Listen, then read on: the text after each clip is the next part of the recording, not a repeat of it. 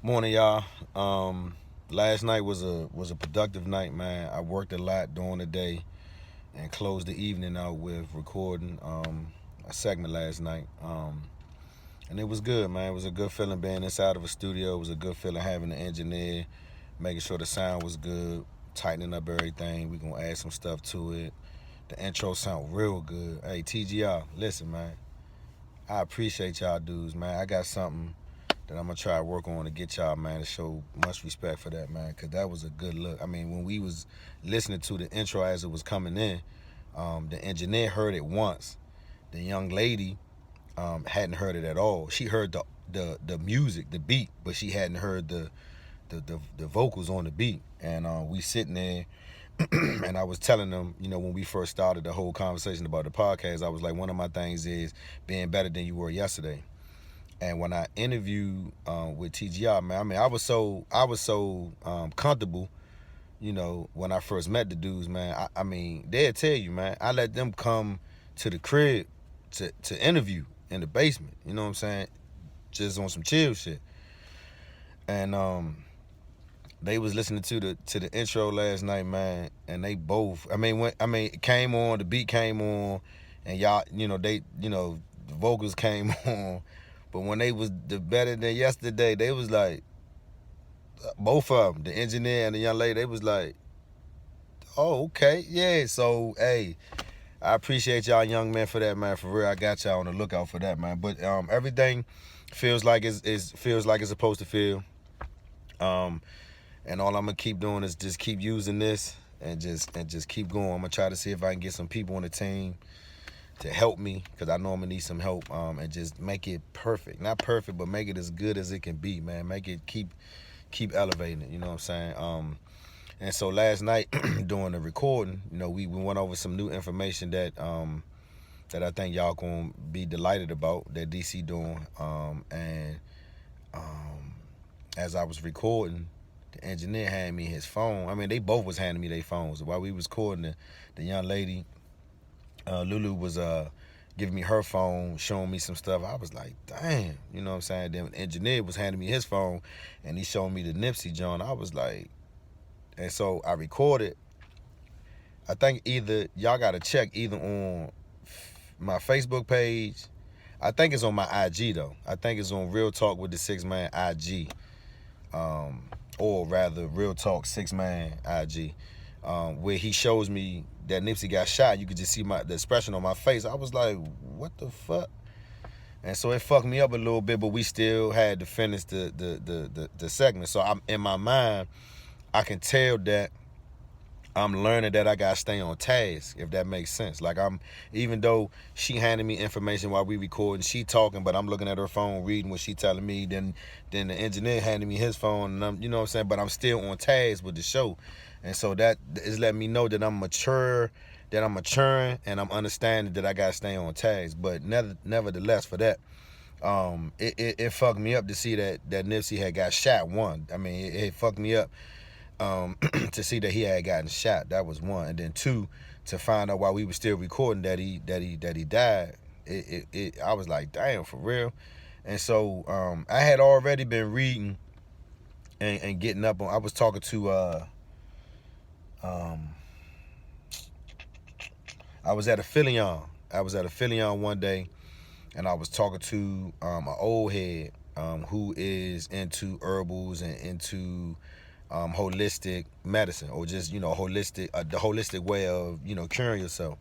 And we was having a good conversation. He was asking me where I was from, where he was from. We smoked some cigars, had a couple shots of some brown, and he was just kicking me some real shit. And then he ended it with like, start looking at Nipsey Hussle too, because he gonna be, what I'm saying, yeah, for real. He was like, yeah, man, Nipsey might be doing a documentary. I was like, damn, for real? Okay, bet. So I started doing my little research, looking up the doctor, Dr. Sabi, and looking at, what was going on with him, and then looking at what Nipsey had been saying.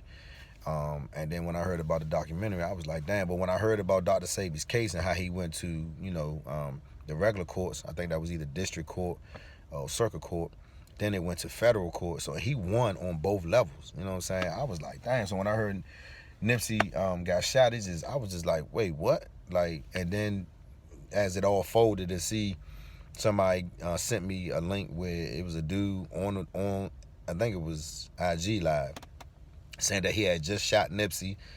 And the joker he was talking to was like, nigga, don't nobody come online on live after they shot somebody. You talk about you shot Nipsey, and the nigga like, yeah, I just shot the nigga. I'm on the beltway, nigga on the highway. He showed he was on the highway and shit. I'm just sitting there like, wow. And then TMZ was reporting that they felt like it was gang related. And of course, y'all know how I feel about, you know, violence in general. So when they said gang related, I was like, oh, here we go. Here we go. And so then they were saying that somebody walked up on him while he was out, you know, in the stores or whatever, out and about, you know, had a few words with him, not, you know, confrontational, but just, you know, a few words with him, and then, you know, shots rang out. And so the dummy is online on IG Live is like, yeah, I walked up on the nigga, asked him who he was, whoop-de-whoop-de-whoop, and then I shot him. And so TMZ is like, oh yeah, somebody walked up on them, approached them, then shots. But then there's a lot of people, you know, conspiracy theorists, and, you know, oh, government ain't killed him, you know, whatever. It was old dumbass nigga that shot him. Everybody got their own little, you know, their own thought process of how they looking at it. And it's cool, because I feel like however you look at it, that's your lane. So I respect that. I mean, everybody has a right to their opinion. But I just feel like overall it's fucked up.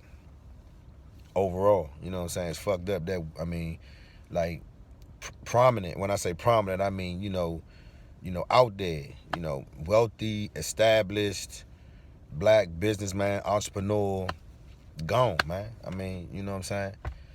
Gone. I mean, we just recently had that happen, you know, to our high school community. I mean, we lost a young man who, you know, was established, you know, had a store, you know, had a wife, you know, just had a baby girl.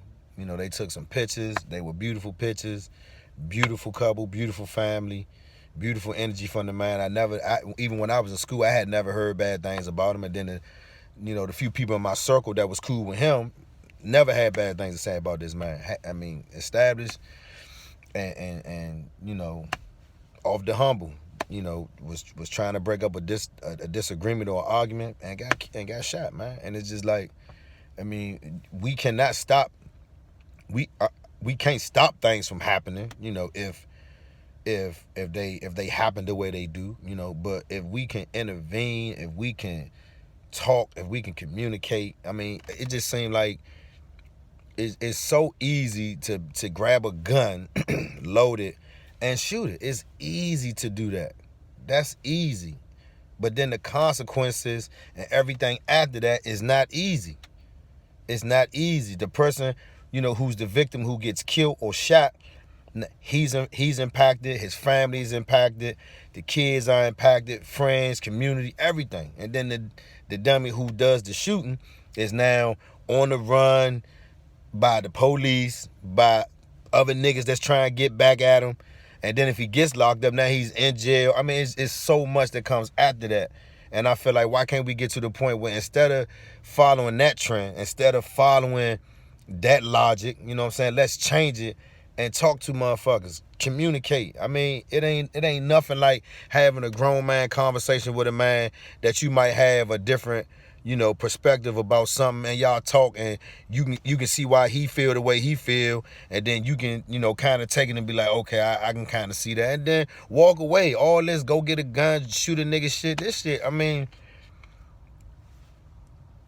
I feel like at this day and age, man, I just don't see the reason. I just don't see the point in it no more. I mean, I can understand the point of having a gun for protection, you know, depending on what you're doing out here, whether it's legal or illegal. You know what I'm saying? I can understand having a gun for protection, for personal protection, but not just to be out here and just because you got one, you feel like you got the right and the authority to just treat people any type of way just because you have that authority in your hand at the time.